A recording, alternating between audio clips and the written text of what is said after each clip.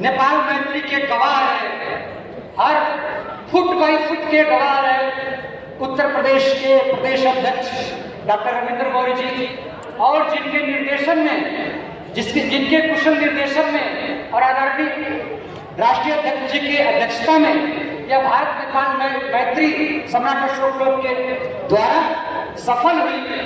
मैं ऐसे यशस्वी प्रदेश अध्यक्ष डॉक्टर रविंद्र मौर्य जी से अनुरोध कर रहा हूं कि जिस मैत्री की बात आदरणीय शाक्य जी ने यहाँ पर कह के गए हैं, उसको अगले पायदान तक ले चलने के लिए अब आपकी जरूरत है।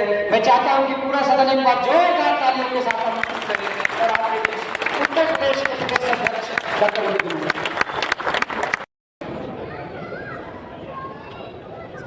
इस पाटलिपुत्र को नमन करते हुए आज इस जन्मोत्सव के पावन अवसर पर शाक्यमुनि तथागत गौतम बुद्ध को नमन करते हुए बृहत्तर भारत के संस्थापक चंद्रगुप्त मौर्य को नमन करते हुए इस देश में पैदा हुए सभी क्रांतिकारी ऐतिहासिक महापुरुषों के चरणों में कोटि कोटि नमन करते हुए भारतीय संविधान को नमन करता हूं। आज के कार्यक्रम की अध्यक्षता कर रहे हम लोगों के गार्जियन सम्राट अशोक क्लब के राष्ट्रीय अध्यक्ष जी, भारत नेपाल का जो मैत्री अभी विगत कुछ महीनों से शुरू हुआ, उसके कड़ी के रूप में नेपाल की धरती पर मुलाकात हुई। आर.के. शाक्य जी जो आज इस कार्यक्रम के विशिष्ट अतिथि है, इस मंच पर बैठे हुए तमाम सम्राट वक्तागण और सम्राट अशोक क्लब के राष्ट्रीय प्रवक्ता,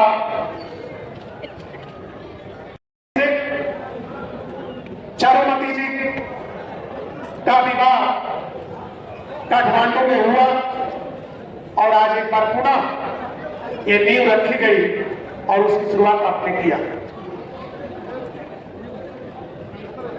मैं आना चाहता हूं उस बात पर कि 28 वर्षों से हमारे राष्ट्रीय प्रवक्ता से लेकर के तमाम विद्वान साथी, अभिषेक रंजन, इंजीनियर विशर जी, तुलसी सर, तमाम लोग ये बताते रहे कि सम्राट अशोक महान की लोक कल्याणकारी नीतियां क्या थी। और मुझे पूर्ण विश्वास है कि सदन में बैठे 90% से अधिक लोग इस बात को जान गए हैं कि सम्राट अशोक महान ने लोक कल्याणकारी नीतियां बनाई जो आज भारतीय संविधान में कहीं न कहीं इंगित है और दर्शाता है।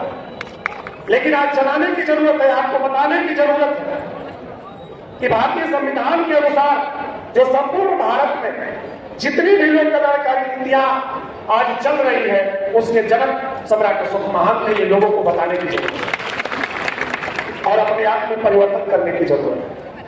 सिर्फ हम मंचों के माध्यम से कहते रह जाएंगे कि सम्राट अशोक महान ने तो अपनी बेटी और बेटे को श्रीलंका भेज दिए धर्म प्रचार के लिए, लेकिन अभी कुमार प्रवीण जी कह रहे हैं कि अपने से युद्ध लड़ने की जरूरत है। हमें सोचना है कि हम अपने सिर्फ पूर्वजों के इतिहास की बातें करके कुछ नहीं कर सकते, लेकिन खुशी इस बात की है क्या सम्राट अशोक महान ने लोक कल्याणकारी नीतियां का कार्य करना शुरू किया। कहने की जरूरत नहीं। इसलिए इस पाटलिपुत्र की धरती पर भी मैं आह्वान करना चाहता हूं कि निश्चित तौर से आज जरूरत है कि हम आम जनमानस के दर्द को समझते हुए सम्राट अशोक महान की नीतियों को पालन करें। जैसे एक उदाहरण दूंगा, इसके बाद मैं इसे बिंदु पर आऊंगा। उत्तर प्रदेश की धरती पर जब से मुझे जिम्मेदारी मिली सम्राट अशोक क्लब के प्रदेश अध्यक्ष की, उससे पहले भी मैं कोशिश करता रहा और आज भी कोशिश करता हूं कि जिन परिस्थितियों में भी अपने महापुरुषों के कालखंड को इस भारत की एकता और अखंडता में बनाने में जिन जिन महापुरुषों ने अपने त्याग और बलिदान का परिचय दिया है, उन महापुरुषों को हम लोग अपना आइडियल मान करके कोई न कोई कार्य करने का संकल्प लें। अब याद करिए 5 सितंबर का दिन, इसी बिहार की धरती पर कुर्ता का वो मैदान आप याद करके देख लीजिए कि जिन आतिताइयों ने जिन जालिम लोगों ने खून की नदियां बहाने का काम किया, लेकिन सम्राट अशोक क्लब के राष्ट्रीय अध्यक्ष के नेतृत्व में इसी 5 सितंबर को गाजीपुर की धरती पर हम लोगों ने रक्तदान करने का काम किया। ये है लोक कल्याणकारी नीति और इसको करने की जरूरत है। और जब तक आप करेंगे नहीं, ये मेहरून कलर का ड्रेस पहन लेने से कुछ होने वाला नहीं है। आपको करने की जरूरत है, आपको त्याग करने की जरूरत है। और जब त्याग करेंगे, इसलिए मैं कह रहा हूं कि सम्राट अशोक महान के बराबर तो हम लोग कहीं हो ही नहीं सकते, ये कभी सपना भी नहीं हो सकता। लेकिन थोड़ा सा एक अंश की भी बात तो कर लेनी चाहिए। इसलिए आज जिन साथियों ने, मैं धन्यवाद दूंगा इस बिहार की धरती को कि जिन्होंने लोक कल्याणकारी नीतियों के प्रवर्तक सम्राट अशोक, अगर ये प्रश्नवाचक चिन्ह लग गया होता इस विषय में, मैं अपने राष्ट्रीय प्रवक्ता जी का ध्यान आकृष्ट कराना चाहूंगा।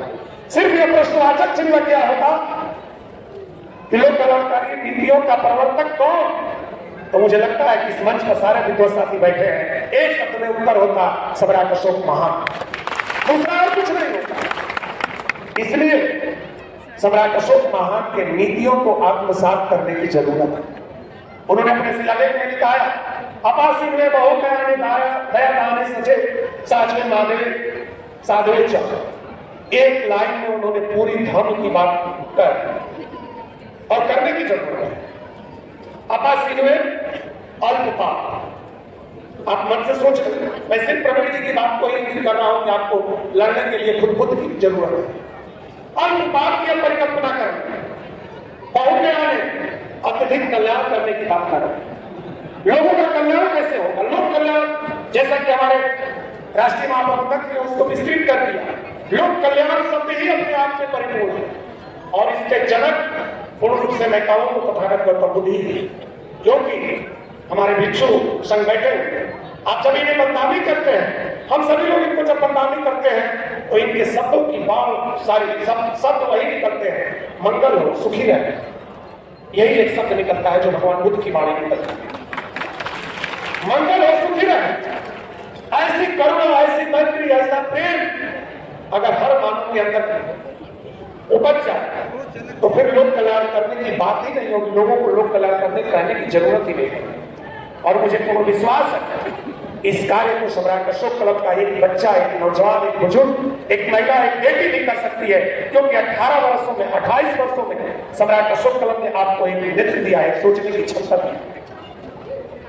आज सोशल मीडिया के माध्यम से देख सकते हैं आप, 28 साल पहले हम लोग भी थे, आप लोग भी थे, सब लोग थे, लेकिन क्या इतना सम्राट अशोक महान को जानने वाले लोग थे?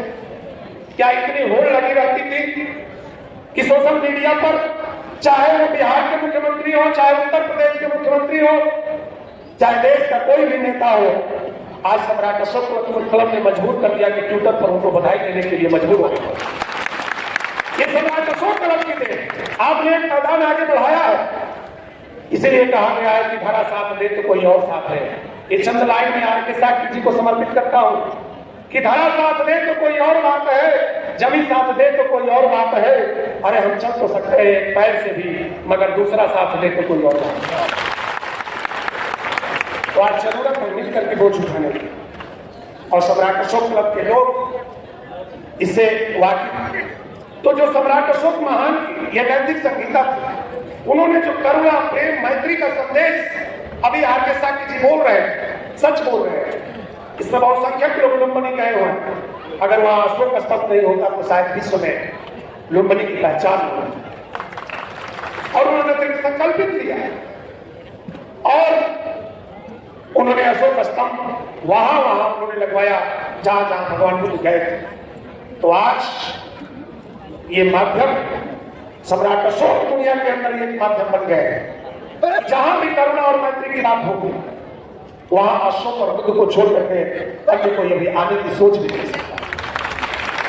तो साथियों, हमारे बहुत सारे विद्वजन बैठे हैं। हमारे विशिष्ट अतिथि के रूप में फादर एम.बी. सर है, कमालुद्दीन खान सर है, आचार्य जी, ये सारी बातों को अपने माध्यम से रखने का प्रयास करें कि आज इस देश की जो व्यवस्थाएं चल रही है, जो सांस्कृतिक आंदोलन चल रहे हैं, उस सांस्कृतिक आंदोलन में सम्राट अशोक महान की नीतियां कहां खड़ी? आपको बता दो, मैं किसी की निंदा नहीं करता, लेकिन ये सचमुच कहता हूं, ये सोच करके देखिए ये कितना बड़ा दुर्भाग्य है कि हमारे देश के प्रधानमंत्री जब विश्व पटल पर कहीं जाते हैं तो इस बात को कहते हैं कि मैं इस देश का प्रधानमंत्री हूं जिस देश में गौतम बुद्ध और अशोक पैदा हुए। लेकिन तो इस बात का भी है, मैं सोशल मीडिया के माध्यम से ये बात पहुंचाना भी चाहता हूं कि उन्होंने 28 बार बनारस की धरती पर आए, उन्होंने गंगा आरती किया, कोई एतराज नहीं है, उन्होंने विश्वनाथ धाम का दर्शन किया, कोई एतराज नहीं है, लेकिन 28 बार में एक बार भी सारनाथ की धरती पर कहीं गए, निश्चित तौर से एतराज की बात है। ये सोचने की बात है, चिंतनीय विषय है कि जिस देश का जो वसुधैव कुटुंबकम की बात करते हैं, सबका साथ सबका विकास की बात करते हैं, और मैं इस सोशल मीडिया के माध्यम से ये बात लोगों तक पहुंचाया जाए कि काश अगर एक बार भी भगवान बुद्ध की उस ज्ञान स्थली पर चले जाते तो शायद आपका और भी कल्याण हो जाता है, ऐसा मेरा मानना है। इसलिए इन सारी बातों को परखने की जरूरत है, पैनी नजर रखने की जरूरत है। मैं लड़किया के मंच पर भी इस बात को कहा था कि सम्राट अशोक कलम 28 वर्षों में कुछ नहीं किया। बहुत सारे लोग पूछते हैं क्या किया। इंजीनियर भीषम जी से भी जब बात होती है तो चाहे बिहार हो, चाहे उत्तर प्रदेश हो, छत्तीसगढ़ हो, दिल्ली हो, 7 प्रांतों में तो सम्राट अशोक कलम चल रहा है। सबके सामने एक समस्या है कि क्या किया। मैं एक शब्द में उत्तर देता हूं कि सम्राट अशोक कलम ने 28 वर्षों में आपको वो नेतृत्व दे दिया कि आपके अंदर एक पैनी नजर जाग गई और आपको पता चल गया कि एक मूर्ति को अगर रख दिया जाए तो सिर्फ कान देख करके बता सकते हैं कि हम इसका काल लंबा है तो वो किसकी मूर्ति है। इससे बड़ा और क्या दे सकता, कुछ नहीं दे सकता, पेंशन नहीं देंगे राष्ट्रीय अध्यक्ष। इसलिए ये आपकी नैतिक जिम्मेदारी बनती है, हमारी नैतिक जिम्मेदारी बनती है कि हम अपने जिस देश में रहते हैं, इस देश की एकता और अखंडता कैसे कायम रहेगी, इस देश का संविधान कैसे कायम रहेगा, इस देश में रहने वाले सभी धर्मों के लोग एकजुट कैसे रहेंगे, जिसमें भाईचारा हो, करुणा हो, मैत्री हो, इन सारी चीजों का समावेश हो, एक ऐसे माहौल बनाने की जरूरत है। और इसके लिए पहल करता है तो सम्राट अशोक कलम। मैं बहुत ज्यादा आपका समय नहीं लेता हूं। मैं पुनः इस पाटलिपुत्र की धरती को नमन करते हुए आप सभी लोगों से आग्रह करता हूं कि कथनी से कुछ नहीं होगा, कुछ करने की जरूरत है। बहुत हमारे राष्ट्रीय प्रवक्ता कहते हैं कि बहुत पढ़ लिया गीता और कुरान को, अब तो पढ़ो भारत के संविधान को। तो पढ़ने की जरूरत नहीं है। भारतीय संविधान को आम जनमानस में कैसे पहुंचाना है, अब काम इस पर करना है ताकि ये लोकतंत्र भी सुरक्षित रहे, तभी हमारा देश सुरक्षित रहेगा।